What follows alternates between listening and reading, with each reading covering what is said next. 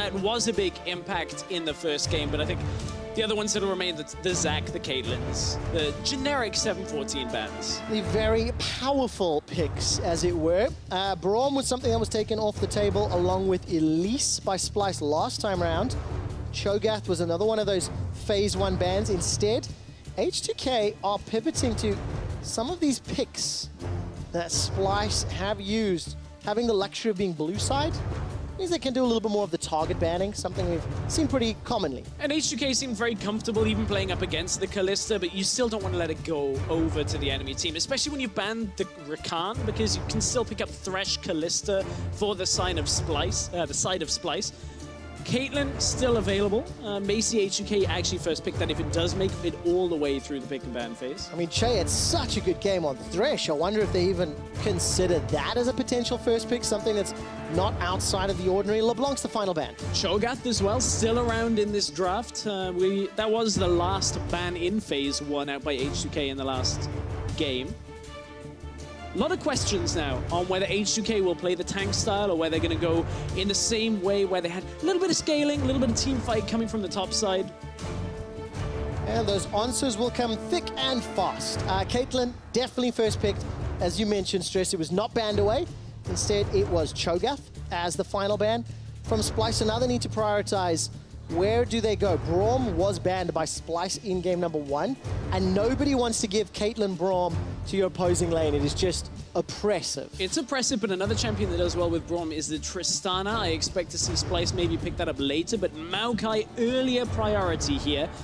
Had a conversation with Wunder earlier in the week about Maokai in the top lane, because LCK have been playing that a lot. We've seen it a lot in the jungle. It is a valuable flex here. On red side, you can now wait until this very last pick in order to decide whether you want Maokai top or Maokai jungle. Both are great. Preferably jungle. I like to see Wunder on something a little more exciting. When I look down Wunder's champion list as well, not really a lot of tanks. Rumble, Camille, Fiora, KLed, Jarvan, Akali, Gnar, Jax, Kennen, Cho'Gath. You could maybe say 2 of those are tanks. I definitely like seeing him on those playmakers. And on the other side, H2K, they've stolen away that safe mid lane in Orianna. They might be doing a later game draft again for H2K unless this gets locked in. Nope, just a bait again by Febiven. So this is potentially a later game draft out of H2K. Caitlyn, Orianna, this is a problem that has plagued H2K for a while, where they pick quote-unquote difficult comps to play, is what Prolly himself said. And now I want to see H2K draft an earlier game top laner, something that can get into the game before this Orianna and this Caitlyn. Okay, early game top lane. I mean, Rumble's still up and available. Yeah. Something that Odo's just phenomenal on. Game 1 definitely was not played around top lane, much to my disappointment, because I really wanted to talk about Camille and Rumble, but it didn't happen. And you're gonna have that safe Galio again, another potential flex. So Splyce, keeping a real secret about how they want to sign their team comp. And as you said, Trashy is the one that likes to play tanks. Wunder likes to play carry, so this would signal Sencux playing at mid lane. The summoners do change before they go into game, but right now it is set to a teleport for Sencux. So that might be another indicator that this Galio is going mid. I kind of want to see Sencux on lane dominant champions. I like the Sencux that was playing the Syndras, these types of things over the last few weeks. We talked about it in the last game. Maybe banned here. The Camille has gone. Yep. Removed from the pool. Don't want to give that. So Camille, Rakan, Kalista, 3 champions that were played in the previous team comp are now off the table. Syndra's still up, by the way. Yeah. It would be into Orianna, so kind of a neutral lane, but Syndra's still going to have the same effect Syndra has in most matchups, but you don't punish an Orianna critically hard. Like, the Orianna can still survive, get through to the team fight phase. Whereas this Galio, if it does end up mid lane, I feel like Splyce needs some sense of early game and also a scaling component to come out of this team composition. Tristana would match the scaling, and then I'd want to see a winning top lane matchup for Wunder. Okay, Tristana's now banned away, so how do you pivot? If Tristana was going to be that pick, I mean, Kog'Maw maybe? Yeah, Kog'Maw's one of them. Varus has okay anti-tank potential late game. Good in lane and good against tanks in general. Not quite so late game scaling when it comes to his ability to shred through, but you stack up blight stacks, you take him down. I think the Kog'Maw's the likely one here. Look, you've got such a strong front line already out of Splyce.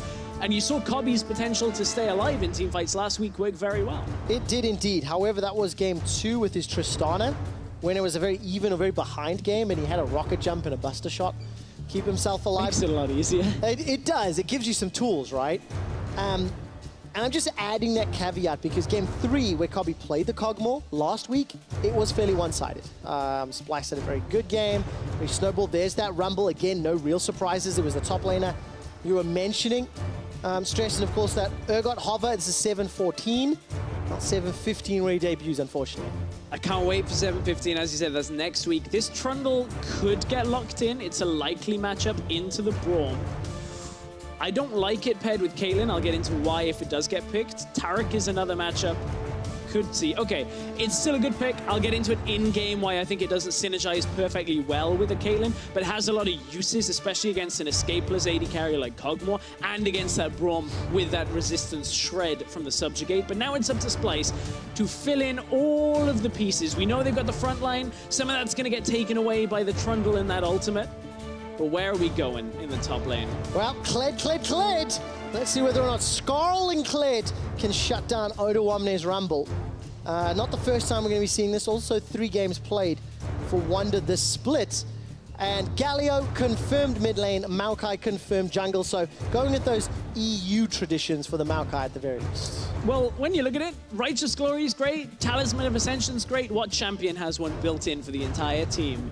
KLed, if you can get that charge off, get yourself into a fight, that's where this front line can set up against H2K. But we've talked about how H2K are trying to play around tanks already. They have disengage, they have scaling, they have a Trundle to remove the resistances. And if they can protect nuclear, they have that late game damage there as well. Well, look, both of these teams, I think we can agree, have 2 tanks, right? You've got a Gragas and a Trundle on the side of H2K. You've got a Maokai and Galio on the side of Splyce. But you know what's better than 2 tanks? 3 tanks! And there's a Braum on the side of Splyce. So this feels a little bit more like the World of Tanks meta that we find ourselves in. And this could also produce some very juicy team fights later in the game if both of these teams remain in an even keel. A lot of tankiness to go around, a lot of options to go around, especially with Trundle stealing away whatever Maokai and Galio builds up. Yeah, there's that World of Tanks meta is in effect. Does that mean the Corki meta is World of Warplanes? Could be. But there's not a lot of other people trying to shoot him down. So it's pretty one-sided, right? As we load up into game 2, Splyce need to bounce back against H2K. The #1 seed in Group B is at stake in this very game. And as Splyce go down 0-2, it hurts their game difference and it puts them even further away from the Unicorns of Love, who are still ahead. Stress, expand a little bit more on why you're not a huge fan of the Trundle-Caitlyn synergy. Sure, so Caitlyn loves laning phase, loves to dominate laning phase, loves to push. Trundle hates laning phase. Not very useful in most situations. When you look at the pillar, it's good at catching AD carries that can't get away like a Kog'Maw like this. This is where it can be good. Gonna maybe burn a flash. I think actually Kobbe can run away from this. Not enough damage pretty early on. Kobbe with the swagger. Going to be able to recall as well, but I think it's a great demonstration of your description. Right, and it's not so bad that you would never want to pick them together, but we saw this yesterday in some of our games where it was Caitlyn Trundle in the Mysterious Monkeys Vitality series, where it just left a lot to be desired. Trundle doesn't accentuate Caitlyn's laning phase any, and Caitlyn doesn't really want to let Trundle go and roam all that much. Yeah, we'll see how they play this out in this game. All right, let's see how Nuclear and Chei handle themselves. As we've said, a very good reactive bottom lane. That's something they've demonstrated over the course of the 2017 season. But in game 1 of the series, extremely powerful when supported. Jankos' Gragas enabled them with some good vision, and Chei on that Thresh definitely helped out the team. So Sencux he got all 5! And steals every single mini Raptor. He got all 5 small Raptors. That is going to put Jankos so far behind. That is exceptional, just from 1 Q out from Sencux. So we now have to track Jankos and how that affects his early game. Remember, he's trying to get to 6 on this Gragas. Trashy's already on his 2nd camp now on this Maokai, already level 2. That could be huge. Well, it could be pivotal indeed. Let's see how slowly Jankos is to level up and farm and clear out that jungle. Definitely one of the cleanest invades. Not the first time we've seen it. One of the most effective. Chei's going to get stunned up by that concussive blows passive of Mikyx's Braum. And now Sencux is on the invade again. He's going again. Now we're going to see what sort of Wings of War steals he can take down. Chei gets chunked out. Here's some of this counter synergy we've talked about. Mikyx blocking every single shot Nuclear's putting down. The stun comes out. 200 hit points left as Kobbe's forced to peel away. 2 more shots will stun up Chei. Summoner heal's been used. Kobbe's now fighting an army of H2K minions. Mikyx retreats back to his own cannon minion, and they end up trading exhaust for heal. Very back and forth early game trade in the bottom lane. You mentioned how it was the minions that ended up turning it back in favor of H2K, at least on the chase. One of the difficulties with Kog'Maw in lane is you're really aiming to trade while your Bio-Arcane Barrage, the W that actually gives you the extra attack range, is available, the extra damage. That's when you want to try and chase people down. Unfortunately for Kobbe, that exchange was so long, they ended up treading closer to Nuclear than he wanted to, and that's why they took a lot of damage on the back end. All right, Chei still playing very far forward, puts down the Pillar of Ice. Level 2s are plenty, 22 CS for Nuclear. He stood on top of a wave and a bit, so Kobbe will at least close that gap by around 6 if he gets all of them. And as it stands, the Caitlyn, as in every Caitlyn lane, has an early advantage to begin with. And we need this Kog'Maw Braum to get a few levels, maybe an item or two, and then they can push back with their CC and their damage, and they synergize a little more naturally together. Yeah, we'll see that impact happen around 2 items for Kog'Maw, more than likely. Sencux is very active on the map in this game, heading up towards the top side. We saw his 2 invades already. It translates into a triangle of wards through the top side. One of them actually just died on blue buff. That Splyce, we're trying to just track Jankos very early. He's still level 3, and we're past 4 minutes in the game. Just about to hit level 4 of this camp. But Trashy is still ahead. That means Trashy might be able to get into a lane, maybe even have the ultimate available for a skirmish just that bit earlier than Jankos and really have that impact that we know Maokai can have. Well, I'm looking at the minimap as it stands. 2 camps available to Trashy to clear out. Got himself the Gromp and those Merc Wolves that he can go to clear out. And Jankos with some interesting pathing. Yeah, uses the blast gun over the wall. Gonna find himself a Scry's Bloom. That's gonna... Actually, I think that just missed Trashy.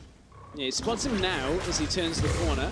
Nothing really to fight over, and considering there's a Odoamne Cinder already through here for Trashy, Maokai's trading for damage isn't great, but his sustain that he gets back during the fight because of his passive, you can't really overlook. The same if you fight around camps, he can crowd control, but look, Jankos trying desperately to get anything that he can, actually gets the smite off there. And look at both of the lanes for H2K are pushing. Febiven has shoved Sencux under tower, Nuclear and Chei shoving Kobbe and Mikyx all the way forward.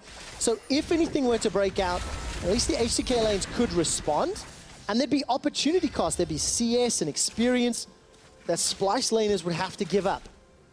Now, Trashy got that point and click CC. Gonna start moving forward. Justice Punch comes up, and the Duran taunt not gonna pop. And Sencux at this point has already recalled once, as has Febiven. But Sencux, because he had TP, that's how he's maintaining a CS lead right now. He went for that Dark Seal after the Corrupting Potion start to make sure that he could just get as much sustain in this lane as possible. Looks like he didn't actually use all of his money the last time he bought, so he actually is 300 gold up in his person already. We'll see what that translates into when it comes to itemization. Oh, Shockwave actually, I think, dealt the damage there. Didn't quite see as Sencux jumped off screen. But stress, Jankos is level 5. That early invade on the Raptor actually ahead of Trashy. So it did not end up hurting him as much. He's been able to farm his side of the jungle as Trashy's just hit 5. So pretty even game. Even laning phase thus far. It's all from that commit on the bottom side there from H2K, making sure that they could smite away that one camp. Sencux did have the time to recall there, goes up, picks up the Catalyst, and will be looking to kind of just sustain up even more at this point. Sencux on this Galio is not going to do much until he can get into fights. And speaking of fights... All right, Kobbe gets knocked up by the Pillar of Ice. Stuns available for Chei and Nuclear. Chei's the man that gets dropped down. Ignite's still available to him, and Mikyx is pretty low but there's an exhaust and heal on the side of Splyce still remaining. And this is perhaps one of the better matchups. Talking about Caitlyn Trundle, the fact that Kog'Maw doesn't want to use his flash, because as soon as you do that, you basically die to the next time a pillar comes through. It's actually a decent matchup. You saw the amount of damage that Kobbe just had to take there because he was far away from Mikyx. It's a good usage of this bottom lane out from Nuclear and Chei. Well, looking at the bottom lane, Jankos is now making his way down. Explosive Cask is available. Trashy does not have Nature's Grasp, and he will be late to this. Tower dive, opportunity available. Jankos decides not to pull the trigger. I'm going to go back to the game one story that we were really trying to push. Mikyx, under some pressure, Chei down to about 400 HP. Stand behind me, gets Mikyx to safety. But in game one, first pick Kalista, Splyce showing how much priority they have for Kobbe. Game two, it's a Kog'Maw and a protect the Kog'Maw comp. I mean, you've got Maokai, Galio, Braum, KLed that's going to be trying to distract some of the damage dealers in H2K. I mean, all of these tools are, hey, Kobbe, we've got to keep you alive. You've got to win this for us. We're not expecting to win the lane, unfortunately, and that's the sacrifice that Splyce give away, is you don't want to win this. It's why that in bot lane, Caitlyn is 2 waves ahead right now. That's okay for Splyce. It's acceptable if they can be winning elsewhere, which is recouping the gold lead, and a lot of it's top side. You can see Wunder charging in, actually. All right, Sencux has got the ult. Grand entrance. Wunder's running all the way down, and Odo quite literally walked away. Not quite the anticipation we were hoping for. No, especially when you get that big da-da-da-da, and suddenly nothing happens from it. Feels like a bit of a waste of the first charge of the game, but Wunder was trying to get the first kill. But that's going to become important in the teamfight setup. That mobility for the rest of Splyce to run forward. You get Sencux jumping in, everybody ends up in the fight. As long as they peel for Kobbe as soon as he gets there, that is the key factor in this composition. Well, you talked about the laning phase. We're getting to 10 minutes into laning phase here, Stress. Plus 10 CS for Nuclear, plus 10 CS for Sencux. 5 of those are Raptors from earlier in the game, so you need to just factor that into your equation. Keep that in mind. That's going to be integral when we're looking for a flame horizon later, Trevor, those 5 Raptors. 105 is the magic number that we're going to look for then, although by that time in the game, it's a little bit late and the story's a bit weird. It's okay, you can ask your friends, the stats team, to count how many little Raptors he takes. Oh my word, we actually have a replay of that? Oh, I love the observers so much. I can't believe we've got a picture-in-picture of the Raptor steal. Beautiful. Also, no first blood, so this is probably why they're preparing that replay. They're getting bored up there. But I want to say that for Splyce, one of the things that we've always talked about is this is the team that traditionally beats squads lower in the standings, so teams ranked 4th and 5th, and most of the time loses to teams ranked 1st and 2nd in their group. It's something that's happened a lot, and it might happen again.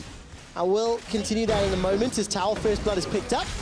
Sencux gets knocked to the side by the barrel, still has flash available, holding on to it. Justice Punch may get needed, flashes away. Jankos follows up, and Sencux maybe a little too greedy with that flash. There's a lot that just happened over the last 30 seconds. First of all, Splyce swapped to the top side to get out of a losing matchup to make sure that they can get anything from it, trying to trade tower for tower.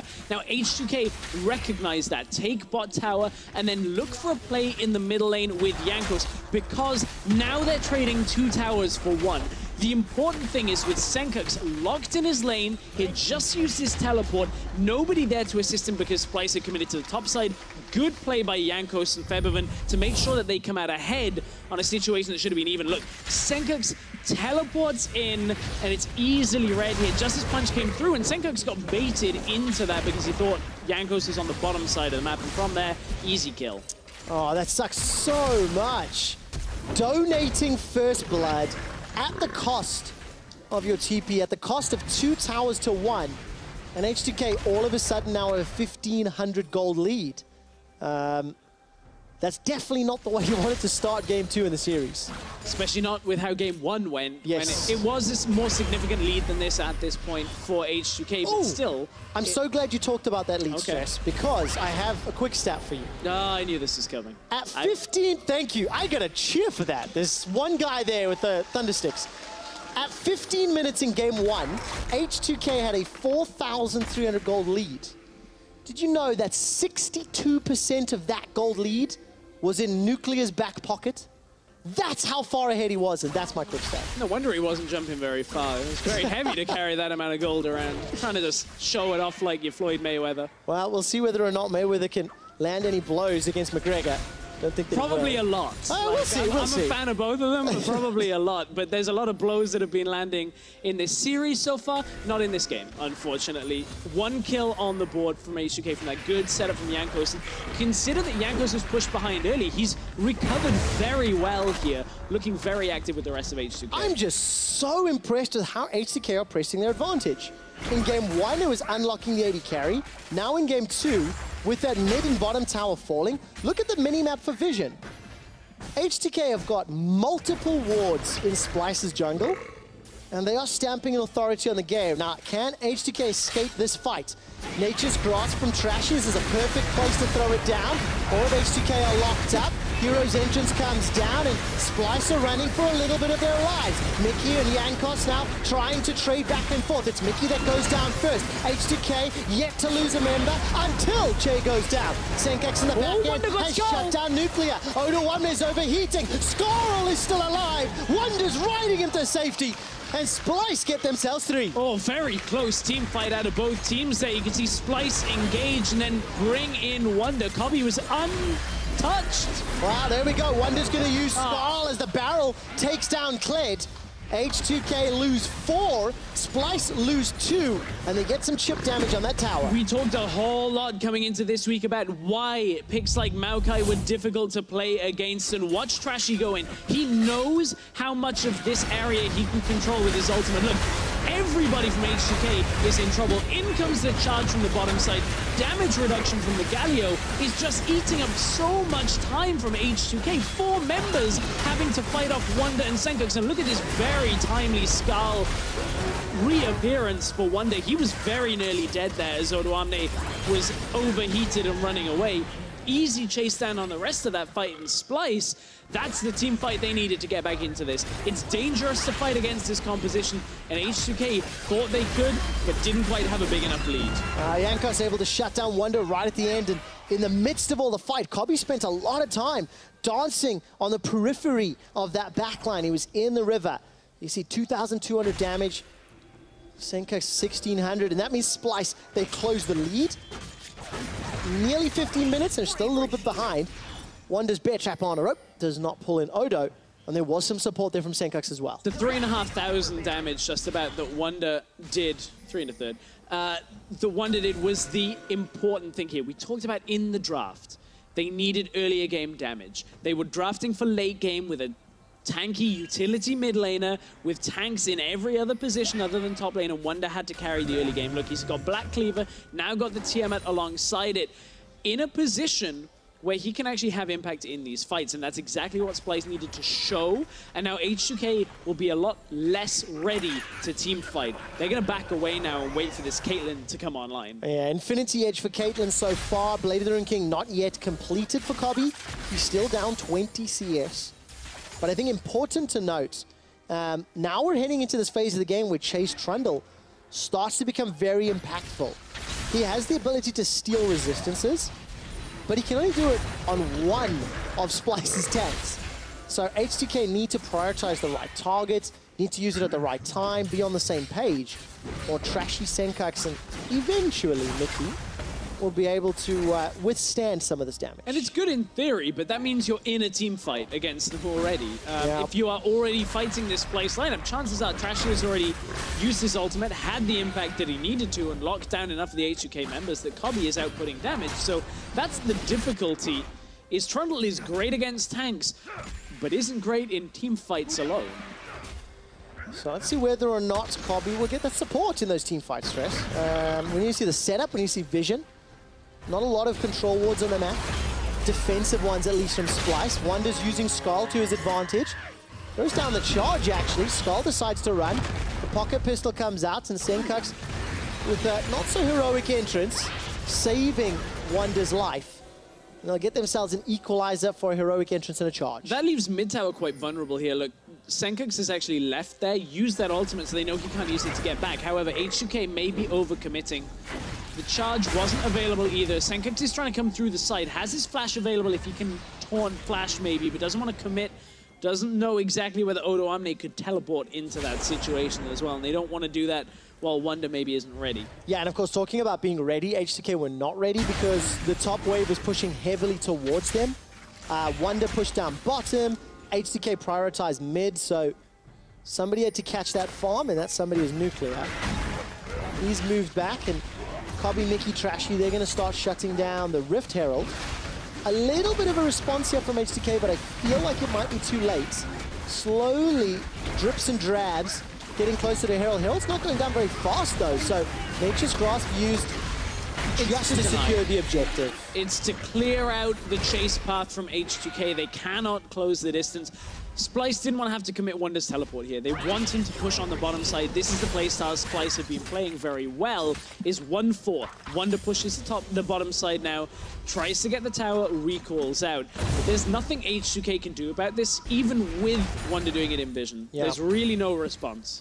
Well, no response available, and that means H2K will not extend their lead further. 2,000 gold as we get close to 20 minutes. Big items starting to be picked up. Jankos with Knight's Vow, Leandry's for Odo, Zeal for Nuclear, Blade of the Rune King now finally for Kobbe. So, you know, we're starting to ramp up. We're starting to get closer to the mid game. But for Splyce, with their team composition and the gold deficit, that's not a big surprise.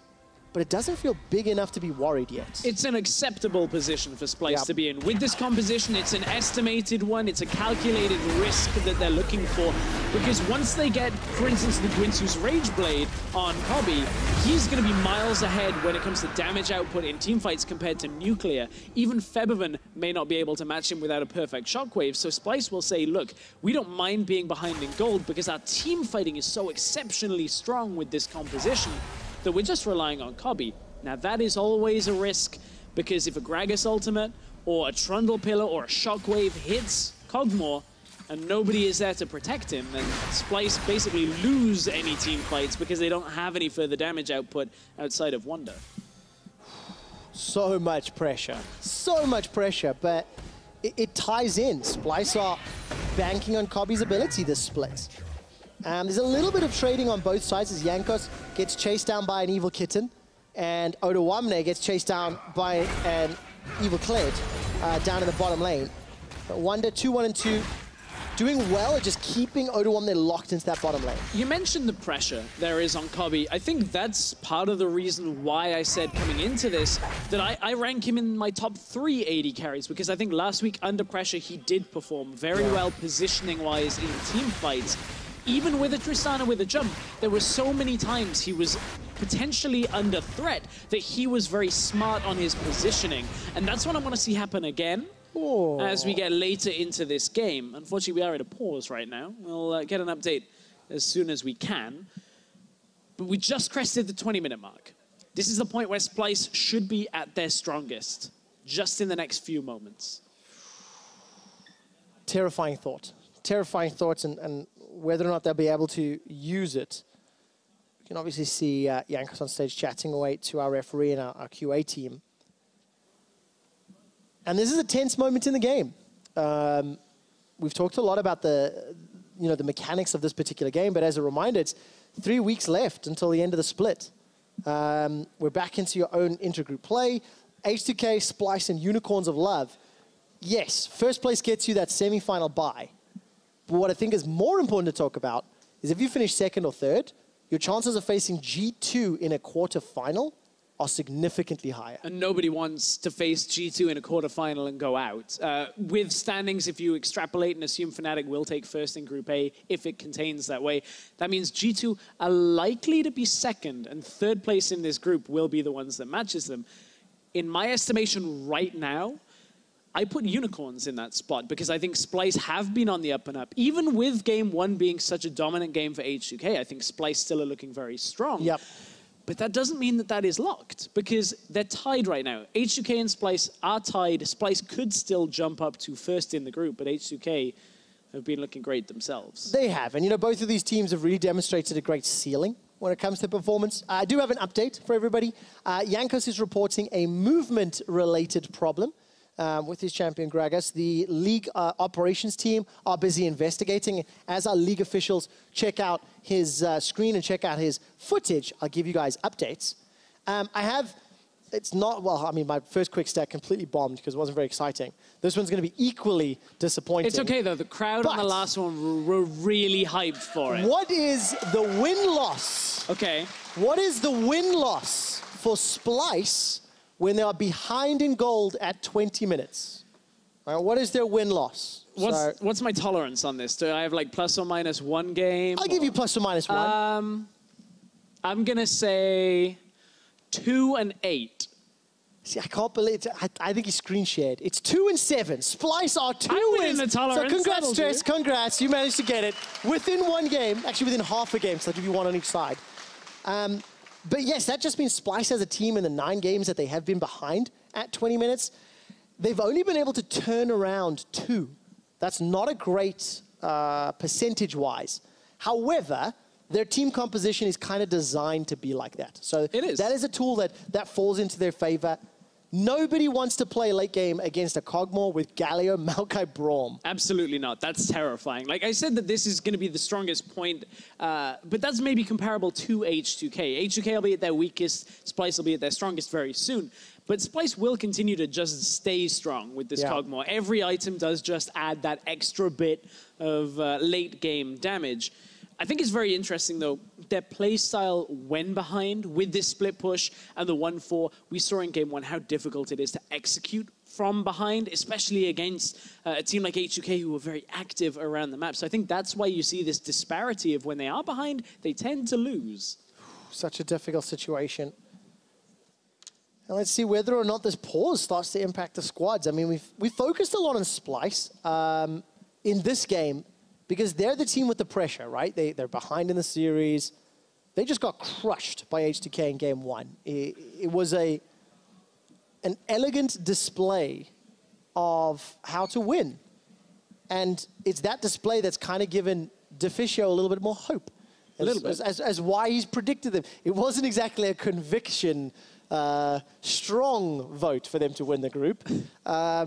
But it was there, and we need to see whether or not H2K can close this game. Yeah, they've done a great job in the early game. You can see Nuclear ahead 30 CS on this one. You can even see us right now as I'm reading off the screen how far ahead they are. 25 CS in the middle lane too. This has been a dominant performance on a team composition that still has these scaling components to it. The Caitlyn, the Orianna, these things that will come on later in the game. So H2K, despite the fact we're saying the Splyce are going to be strong soon, H2K is still looking very strong in their own right, and you can't discount that at the point of the game we're in. 20 minutes in, Baron has just come online. And let's see whether or not Baron is impactful. I do have an update for you guys. We're loading back into the game. League officials have reviewed the footage, and while a bug did impact Jankos' movement, it was not sufficient enough to warrant further steps. So we are just jumping back into the game, and we'll keep a close eye on Jankos, and whether or not that pops back up, hold thumbs that it does not. If that's a saying anywhere else in the world. Hold thumbs. Yeah, I don't know why. It means good luck, apparently. But that might maybe in a fight, but you're not meant to hold your thumbs. No, because then you like break them. Yeah. I don't know why it's a good luck thing. But I'll have to ask my mum. Maybe it's a South African thing. Anyways, we're loading back in. Quick summary. Around 2,000 gold is the lead for H2K.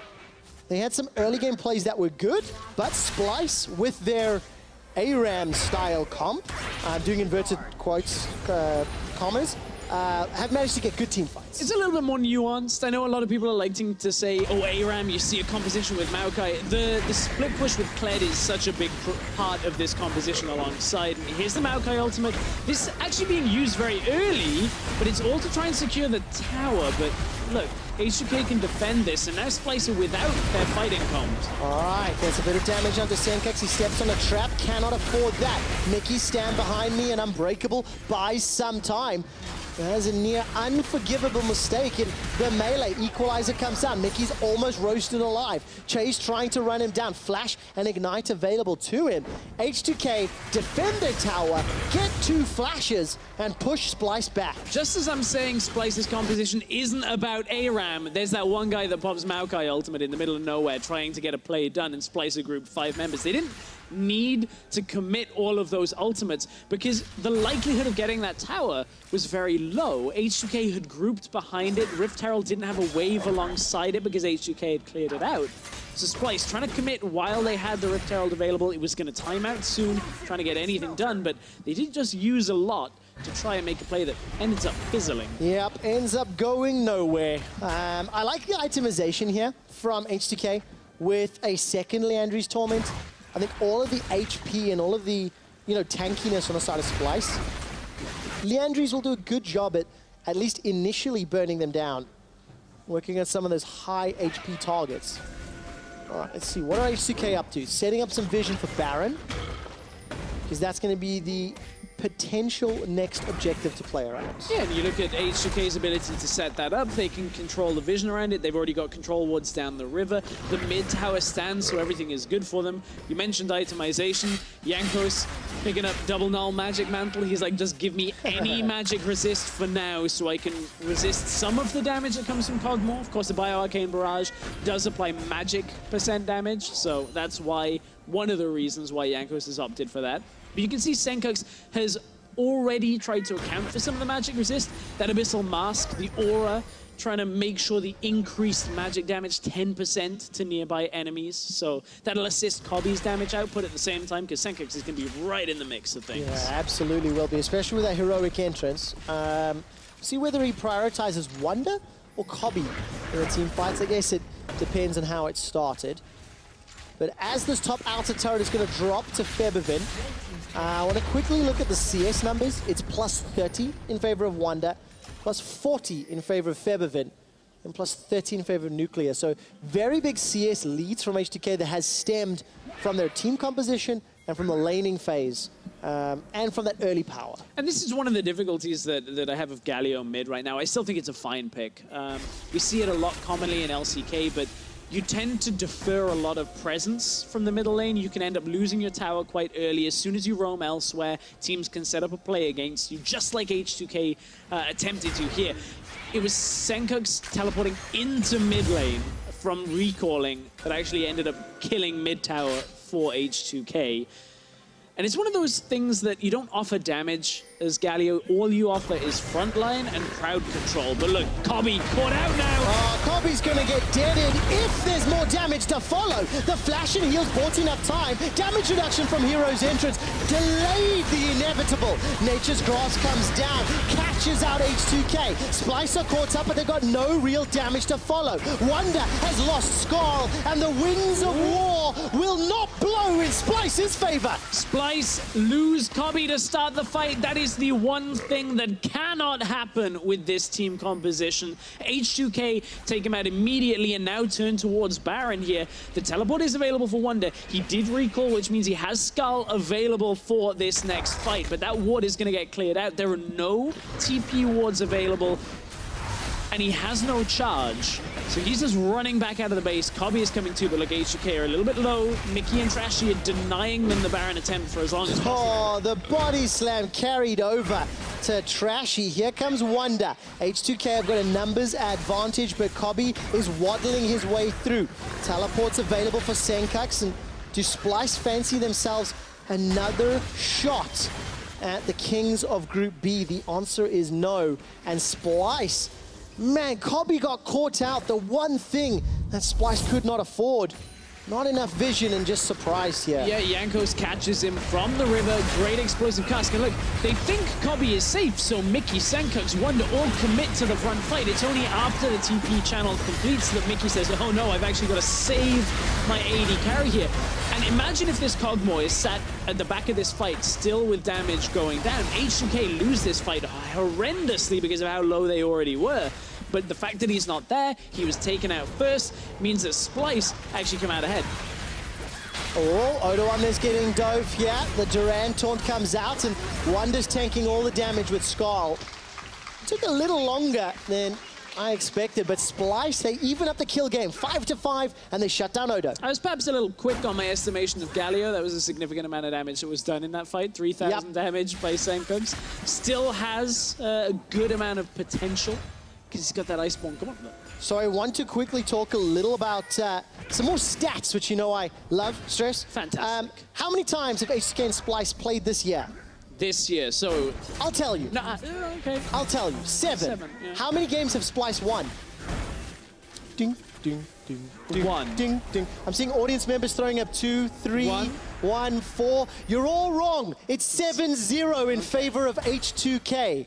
And across all 7 games, H2K have picked up 16 Dragons to 1 for Splyce and 8 Barons to 0 now. We got to focus on this. Wunder is trying to win the first 2017 game for Splyce against H2K. Will this be the fight that turns it round? Shockwave is sidestepped as Kobbe's got himself a double. Chei's able to escape with his life as the tower forces Splyce away. Sencux goes down, but his teleport still remains. 1 for 2 in favor of Splyce.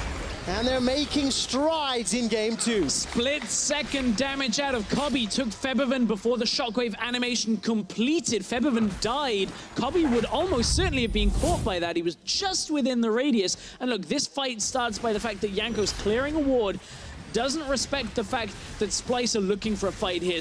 Wunder is coming up through the bottom side here. Maokai ultimate started very early and very far back on in the fight. I wonder whether they could have actually held that from Trashy even longer. Splyce perhaps at ends in this fight. You can see there the shockwave not quite connecting because Febiven had died. Splyce a little messier than they would have liked here. I wonder if that Maokai ultimate had been available, but still, there's the damage from the Kog'Maw. Pair it with that KLed, Splyce can take these team fights very quickly. Yeah, especially because that Rage Blade making such a big difference. Negatron Cloak picked up for Kobbe as well as that attack speed dagger. So big item break points across the board. And you know that gold lead that H2K had built up, that padding of safety, it is starting to get melted away, but H2K is still Splyce's kryptonite. 7-0 all year long. Splyce will need to pick up a monumental late game fight here to win this game. They have the tools to do it. You mentioned Rage Blade. The reason it is strong on Kog'Maw, that Gwinsu's Rage, where it doubles the on-hit effects, paired with Bio-Arcane Barrage is just ridiculous. You're just able to shred right through the Blade of the Rune King as well. All of these anti-tank facilities on Kog'Maw just completely accentuate it. And it also makes helps them for Baron if they want to set up now.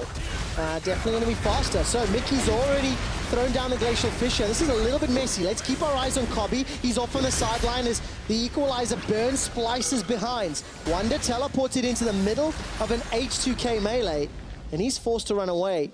Nothing really happened there. But Splyce still have charge, and here they go, looking for Odoamne. They actually peel back away because, look, H2K were committing towards the Baron at the same time, and Splyce recognized it. Now Splyce are going to turn. They have the heroic entrance still available. KLed is on the bottom side with no teleport. Rumble is on the way. This is a very weird sequence of events, but look, Sencux is trying to catch them out. All right, Winds of War, that's going to tag Nuclear and H2K. Sencux holds on to the Justice Punch and the Taunt. This is a high-pressure situation. H2K saving Odo's life by threatening the Baron. But Splyce weren't able to get there quickly enough, and now Splyce are sieging on the mid lane.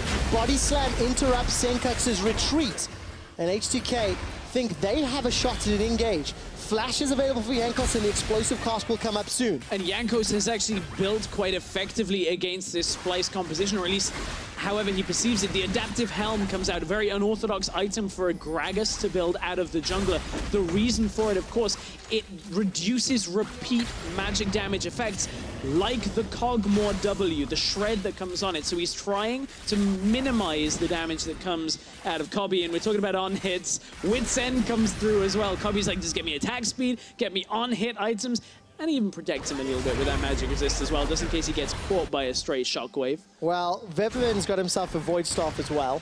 Febiven has got himself a Void Staff.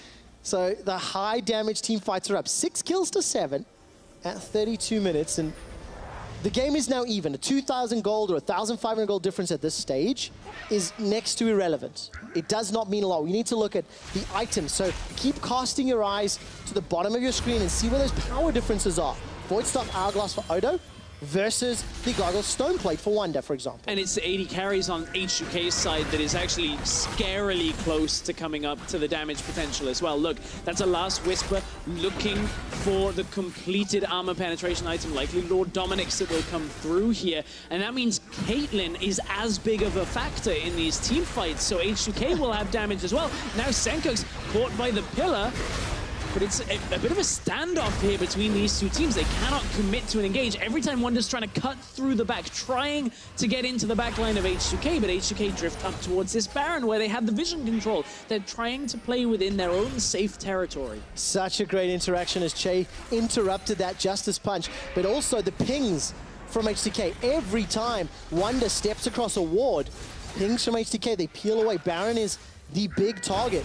While Splyce are split up, their team comp is simply not as powerful, and H2K trying to keep them, trying to keep things chaotic, trying to keep Splyce from grouping as a five-man team. And without using that Maokai early, the ultimate early like we have seen a couple of times, it's difficult for Splyce to start the fight, but Wunder goes in. All right, bear trap on a rope, that tags up Odoamne. The hourglass we talked about a little while ago. Defensive flash from Wunder. Skull has already been popped. Here comes Jankos. Wunder's the target of the heroic entrance, but he's taken down by Nuclear. Now Splyce are running for their lives. The Pillar of Ice slows down the retreat, and Sencux gets shut down.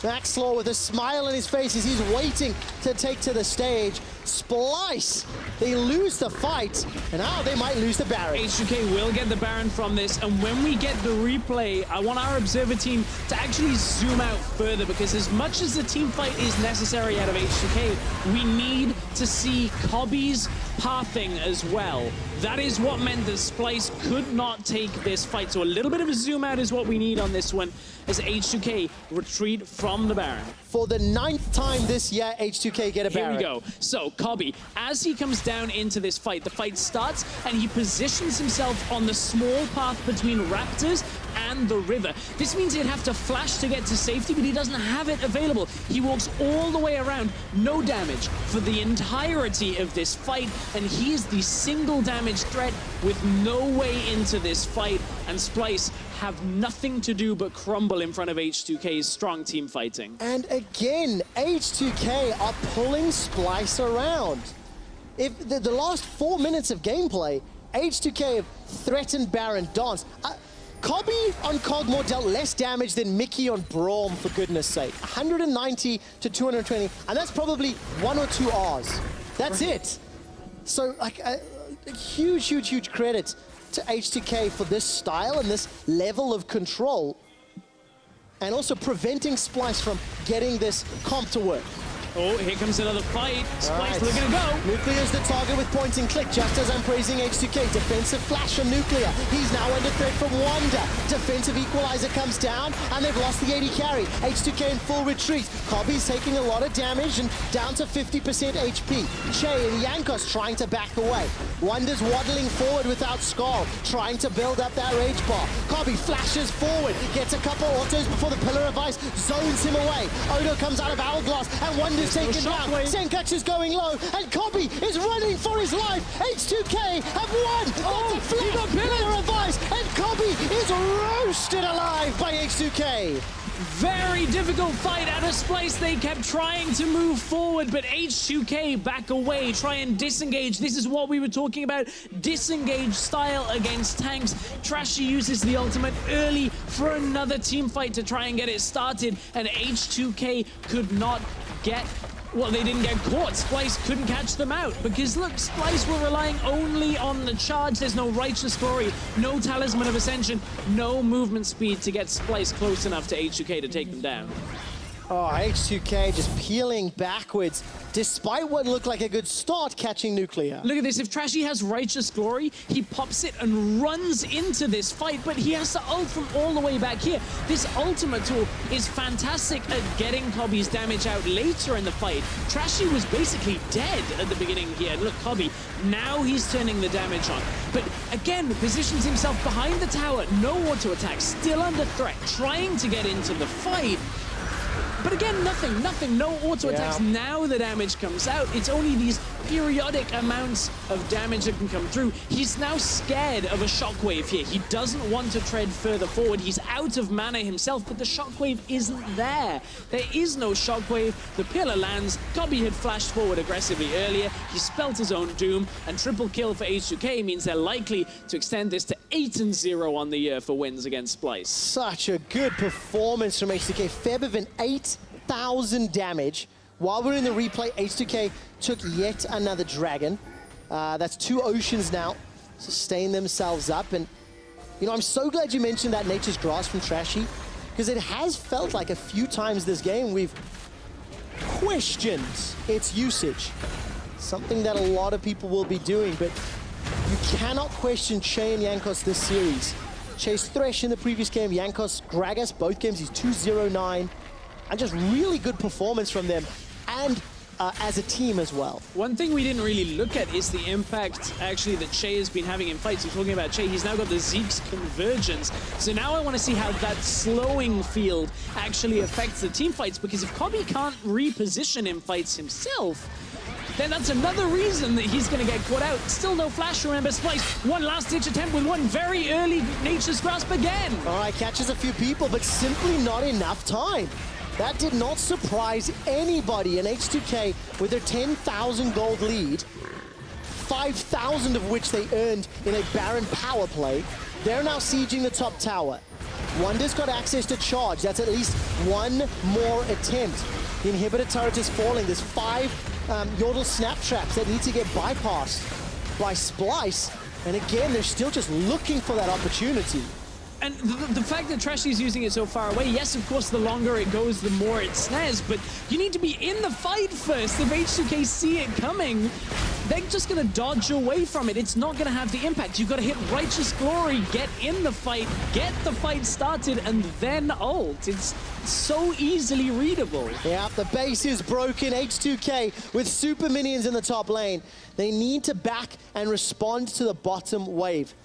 Bottom lane, rather, as there's a very large wave of minions pushing in. Now, if there is one tiny solace here on the side of Splyce, they have wave clear for days. With the Galio, with the Hurricane Kog'Maw, that percentage damage against those supers.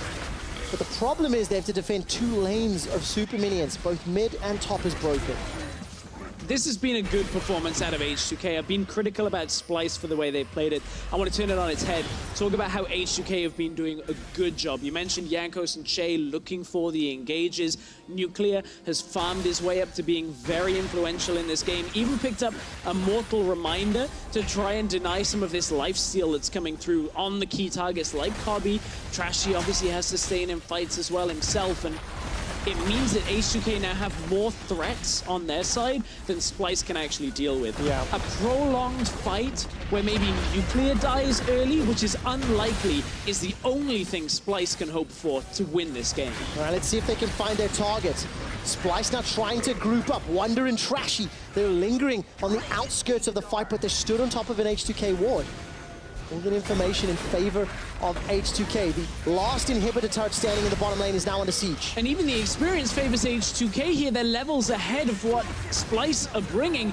Maokai ultimate again. Charge comes in. Last chance for Splyce. All right, let's see. No CC connected just yet. It's only on the front line. Trashy's inside the fight. That's a great Rose entrance comes down. Where is Kobbe? Kobbe's trying to put the damage down, but he can't burn through quickly enough. Jankos still got 1,000 hit points. Odo jumps forward, flashes back, gets a kill, gets out. Kobbe takes a gigantic burst of damage before he's forced to flash. Odoamne with a double kill. Sencux manages to sidestep a trap, only to get shot in the back of the head by Nuclear. And the last man standing is the only man Splyce had to defend. Kobbe runs to the base as H2K are destroying the Nexus. It was a drawn-out game 2, but H2K are dominating Splyce for the 8th time in the 2017 season. H2K greater than Splyce. That means for now, H2K assume total control of #1 in Group B.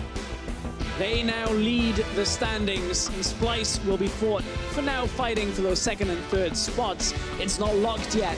but H2K just put a big win on that board to make sure they can try and get that playoff bye. So important. 7 series wins, 3 losses. And then you look at Splyce, they're now 6-4. But more importantly, Stress, and something we're going to talk a lot more about over the next few weeks, a +10 game difference for H2K. Unicorns +5, Splyce now +1. That is a very, very big difference and a big safety net when it comes to those all-important tiebreakers. Of course, those tiebreakers will kick in if the series difference is identical between two teams. So that's what we have to look for as we get to week 10. But for now, a series win for H2K is the important thing, and they look very good doing it, biding their time in game 2, but crushing through game 1. If you had shown me the 2 team comps and said who would win team fights at 40 minutes, 10 times out of 10, I would not say H2K's comp.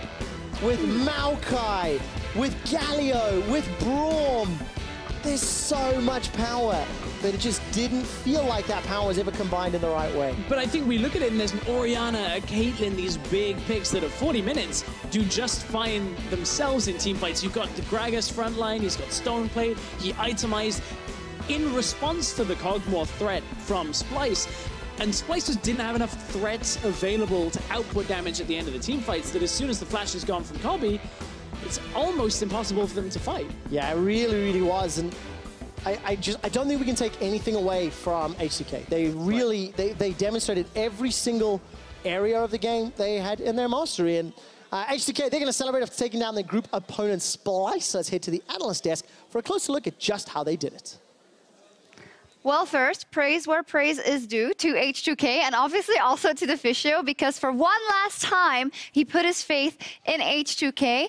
And are you more impressed with the first snowball win or with how they won a second game, which was very competitive and 2 strong comps? Why not both? Yeah, porque no los dos. I think I agree. There you go. The first game, great snowballing, beautiful setup. Second game, sure, they were challenged. They were put in big late game team fights. That's where in the past they faltered. And one of the things I highlighted about H2K coming into the day was with this meta here where a lot of teams are playing teamfight comps versus each other, the fact that you can actually now draft teamfight yourself and therefore not just fall apart in the late game, you can actually play big late game team fights evenly. It allows H2K to use the early game advantage they tend to get to actually also win late game. And leverage. We are setting up for an interview, of course, with one of the winners, but that gives us time to review some of the team fights because it was a very close fight. A lot of team fights. Close fights overall. First, let's start with one of Splyce, because you wanted to highlight specifically the setup by Splyce before we get into this one. Yeah, so what Splyce wants to do with their comp is play what we normally consider the 1-4 setup, where Wunder is split pushing in the side lane all the time and trying to challenge the Rumble 1v1. The cool thing is that Sencux also runs teleport, so he can actually join. He can go to the side lane with Galio ulti, just roam down and assist this KLed here in getting these kills and then still join the fight. So the reason we pause it here is because H2K now actually makes quite a massive mistake after losing their mid laner, because what happens when you lose your top laner is you also will lose the mid lane priority, because the enemy team now can send 5 members to mid lane, and you need to respect that. So what you're going to see when we run the clip now is that Sencux and Wunder will walk straight to mid, and H2K is still kind of hopping around the mid lane, actually for no reason. Then a step forward as well. You know Wunder is going to show up behind you. Odoamne at this point here didn't have teleport ready, and it is a really good punish from Splyce. You could see instantly as they walk towards mid lane, Sencux just walks straight forward. He's like, I will fight no matter what here, because I know we have 5 members and there's only 4 from H2K. And that's something we don't see from every team in Europe. But when you lose the side lane, you need to give up your pressure in mid lane, because otherwise the enemy team can always roam into that mid lane and have more members than you and just engage on you. This is what we saw here. In the end, H2K did turn it around late game. And as we take a look at these next fights in just a second, I want to look at it with an eye of, obviously, Kog'Maw on the enemy comp, Braum for late game. Great. But you wanted to kind of point out during the fights that the lack of engage on the side of Splyce is also a problem. I mean, that's kind of the thing with the comp is the comp is fantastic at protecting the AD carry and kite back and just have him hit the first target in front of him every single time. And then the goal is you kill the enemy front line before they can kill your front line. And then obviously when Gragas is dead, when Rumble is dead, you can get onto Orianna really easily. You can get onto the back line of H2K. We take a look at one of the fights here. Splyce, they step forward to try and engage the fight, but then suddenly realize, wait a minute, we can't actually fully engage on the backline here of Nuclear and Febiven. So now Kobbe ends up finding himself first overextended. He has to kite away, means he's now stepping away from his team. So this entire fight, Kobbe didn't deal any damage, almost. Next one, Splyce are behind. They're feeling like we need to start a fight here. So they're trying to engage. They use, of course, the long-range Maokai ulti for the longer duration on the snare. They try and dive the backline of H2K, but once again, their composition is built to kite back. So Kobbe gets minimal amount of damage in these fights because he's not able to just sit and shoot a target in front of him. He has to step forward all the time. And you can see how H2K actually still feeling very safe at this point with a full HP Orianna and a great turnaround once Splyce oversteps. And I really like how H2K's late game comp, which was also strong in the late game, actually understood that they could both go for the backline of Splyce and try and kill Kobbe with Rumble ulti and Gragas, but they could also just step back as well. Walk away from Kobbe. Don't let Kobbe hit you. You can just keep walking back and you can actually hit the front line of Splyce. And also apparently get a fidget spinner. Yeah, and an orange fidget spinner because he is Dutch after all. And whilst deciding this player of the series... Is it a Fnatic one he has right there? Is it? Oh, it might be. In deciding the player of the series, each of us who had a vote had a different vote because every player of H2K stepped up. In the end, it went to Febiven, but with that win, H2K are now the top team in Group B. Let's head over to Pyra, who is ready with their top laner. Thank you very much, Shocks. I am joined by Odoamne, and you guys secured yourselves a 2-0 victory. It looked like even though you crushed in game one, there were some chances for Splyce to get back into it. Why do you think that was? It's because we tried so much to press our advantage. We were so ahead because we had 5 towers at one point. And even though they got like 4-man Jarvan EQs and Orianna ults, we were just so ahead that we didn't really care. So we could play the team fights more reckless because even though they get like those combos off, we can always just flash out or just adapt in the middle of the team fight because they don't have that one shot anymore that you need to be really scared of. Yeah, it seemed like in a lot of those fights you were really just able to push them back even with bad positioning. And I'm glad you mentioned pushing your advantage, especially in game one. You guys were doing that incredibly well. Was that a big focus point coming into this week to be able to try and finish games out when you had a lead? I mean, you just need to kind of play clean. We didn't really have a focus, hey, we need to push our advantages this much. We just kind of played safe in a way so we don't give opportunities for the opponents to just kind of get back in the game. But when we play that well, when you play that safe, and you can just push your lead super easy because they don't have any opportunities if your carries just play aggressive. Yeah, well, I want to dive a little deeper into the game now because you played Rumble twice this week. You had to go up against a Camille in one game. It seemed like there were a lot of carries across the board in the top lane. And last week, when we first saw patch 7.14 hit the Rift, it was all about those tanks up top. So what's really changed in your mind? I mean, I think even last week there was just a lot more Cho'Gath and stuff. So I think nothing much has changed. It's just when we play against Splyce, we play against a team that doesn't have priority on tank stop because Wunder wants to play side lane a lot and just kind of play this 1-3 on or 1-4 style. So it's just kind of that's why there was no focus on the tanks this series because Rumble is really good into the carries and I just thought that it's the best fit against all of his champion pool. Well, certainly worked out well against Splyce. And now, as a result, you guys own the top spot in Group B. I know Deficio put you in the top at the end of the season standings for that group. How do you feel about your place? Do you think that you guys really are the best team in that group right now? I mean, I think we are. I think it's just we are always struggling with our inconsistencies. Every good team has a lot of inconsistencies, but I think just our win-loss ratio as well, we have, I think, 5 games over you all, and they're tied with us. So I think that just, even though we're tied with them, that just shows that our victories are cleaner and our defeats are way closer than they are. Well, it's always a good place to be, and it's also happy to be on top. So I'm looking forward to see how it goes, and thanks for joining me, Odo. Thank you. All right. Well, for that, we're going to go ahead and send it to a quick break. But